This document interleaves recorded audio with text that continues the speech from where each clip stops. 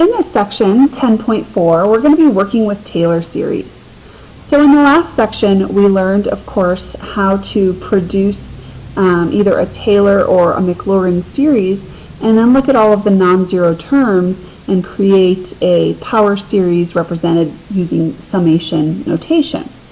So in this section, 10.4, what we're going to be able to do is we're going to be able to find limits of power series, and then we're going to be able to differentiate or find the derivative of power series.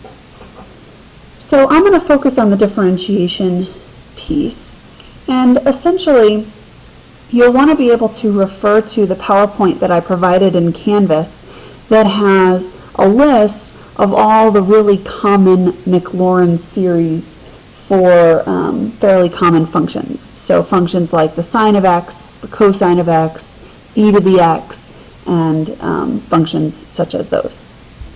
So what we're going to do is we're going to look at something like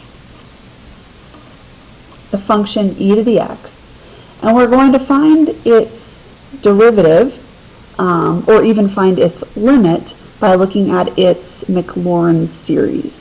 So of course we can find the derivative of this function pretty quickly, but again we want to sort of prove that derivative using the series work rather than just doing the direct derivative rule. So for example, if I were to write the Maclaurin series, which just means that we're centered at A for this polynomial, it could be written as 1 plus x squared over 2 factorial plus x cubed over 3 factorial, etc. So again, this is something that you should be able to create yourself given a little bit of time, but also you can reference it from the PowerPoint that I provided in Canvas. And so differentiating this, what I would do is I would just take the derivative of every single term in the polynomial. And the derivative of 1 is 0. The derivative of x is going to give me 1. Take a look at what happens when I do the derivative here. I get 2 times x to the first divided by 2 factorial. And the 2's are going to cancel, leaving me with just an x to the first. Same thing is going to happen, or a similar thing is going to happen here. 3 times x squared divided by 3 factorial.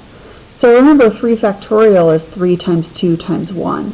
So if you have a 3 up on top and a 3 times 2 times 1 on the bottom, the 3's are going to cancel out, and you're going to have x squared over 2 or 2 factorial.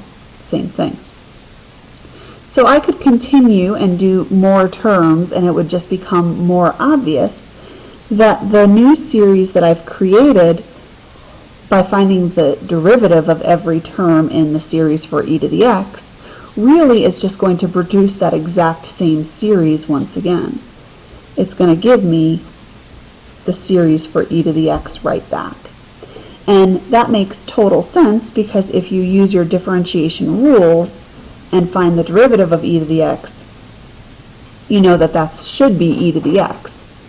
So the fact that we got the e to the x series just confirms the fact that the derivative is e to the x. So you should always be able to check your work using the power series by just taking your straight derivative rules and finding a derivative. Another way that we could look at this is, rather than looking at the terms of the power series, let's look at the kth term, or the summation representation of that power series. And so for e to the x, we could determine by looking at the terms or by referencing the list in that PowerPoint that I have mentioned a couple of times now. We could determine that the power series would be represented by x to the k over k factorial,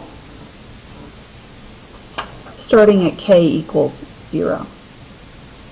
And so if you take the derivative of that representation,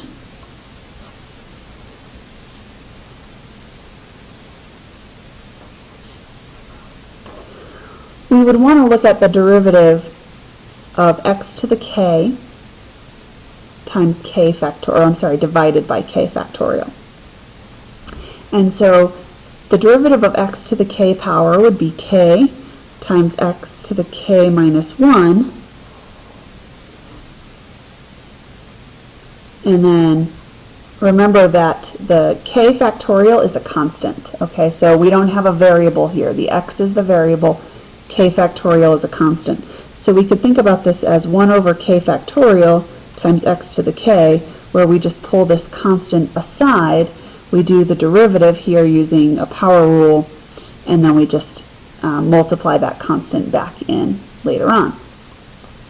The thing is, though, that this can be simplified.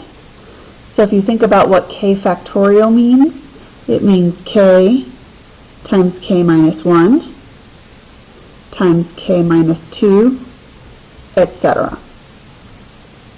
So this k is actually going to cancel out with the first term in this factorial expression, this k down here, which leaves us with x to the k minus 1 divided by k minus 1 times all of the terms that come after it, or k minus 1 factorial.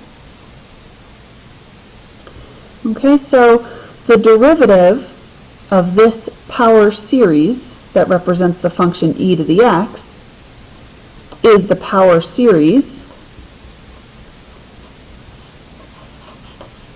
x to the k minus 1 over k minus 1 factorial.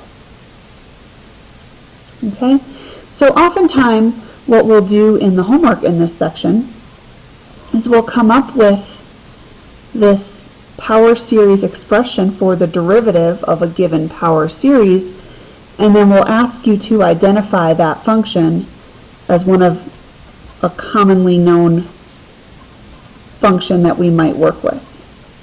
And so right away it doesn't look exactly the same as what we started with, but we showed up here by looking at the derivative of each term, and then also just by using the power rule of taking the derivative, or actually, I'm sorry, that's not a power rule. Taking the derivative of e to the x, we know just has its own special rule, which is e to the x. So anyway, our goal is to take the derivative of a power series and get the derivative of our original function, and then identify the name of the function that was representing this power series. So I mentioned that this function right here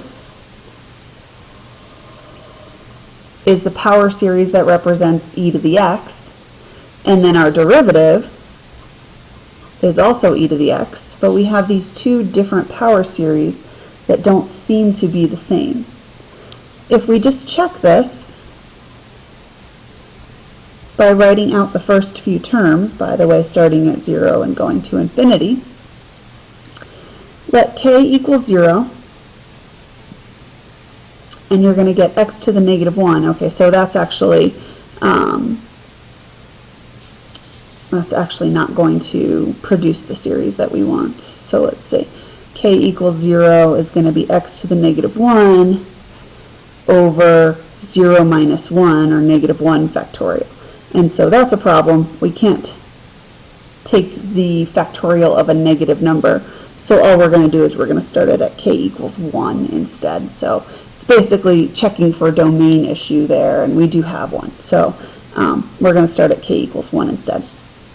So forget that. Starting at k equals 1, x to the 1 minus 1 is x to the 0. And then in the denominator we have 0 factorial. That's okay. 0 factorial is fine. Let k equal 2, we're going to have x to the first over 1 factorial. Let k equal 3, we're going to have x squared over 2 factorial, and it will continue. If we simplify this, x to the 0 is 1, 0 factorial is also 1, so our first term is 1.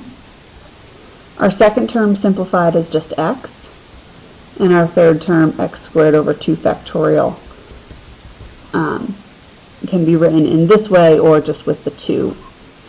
So, at any rate, even though these two power series don't look exactly the same, really the only difference is that this one is starting at 1 and this one is starting at 0. Other than that, they do represent the exact same power series and the exact same Maclaurin polynomial that we would get if we expanded out the terms. So, summarizing that, your goal in this section is to be able to differentiate and find the limit of fairly common functions, but doing it using their power series expressions. Okay, either the terms of the power series themselves, differentiating each term, or taking the summation form of the power series and finding its derivative. You may also be asked to continue on to find the radius of convergence and the interval of convergence, just like we did in previous sections in this chapter. Okay, let's look at another example. So let's say our given function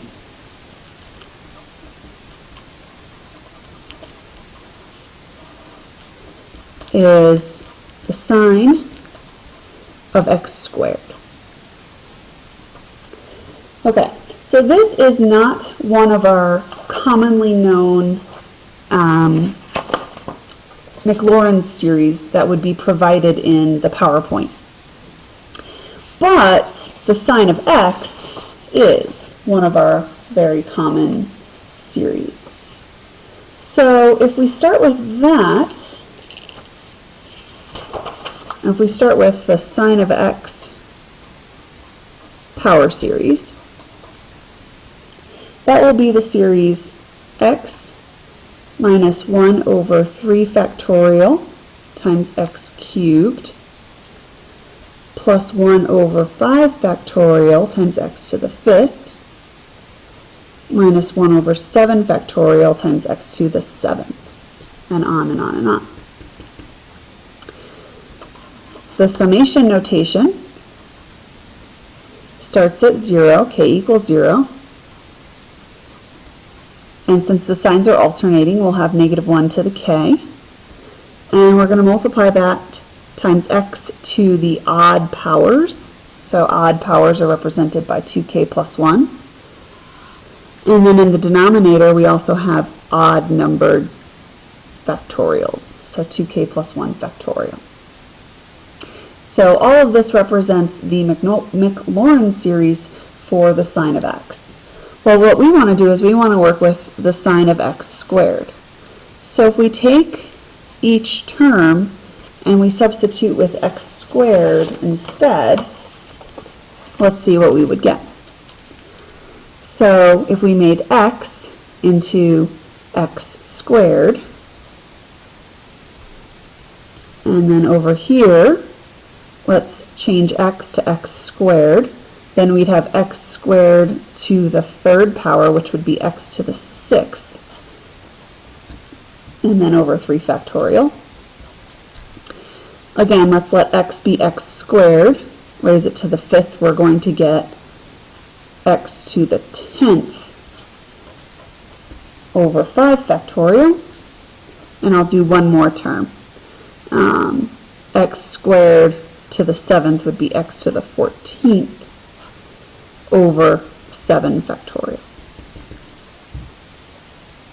Okay, so that's what the series looks like. Let's see if we can put that into summation notation. So once again, we have alternating signs. So I need that negative 1 to the k power. And then let's look at the powers. We've got, in the original sine of x, we had 1, 3, 5, 7, so those were odd numbers. Here we've got 2, 6, 10, 14. Those are evens, and they're not just every single even, they're skipping a few. So if we don't overthink it too much, all we have to do is take the general formula here for sine of x, and then square that.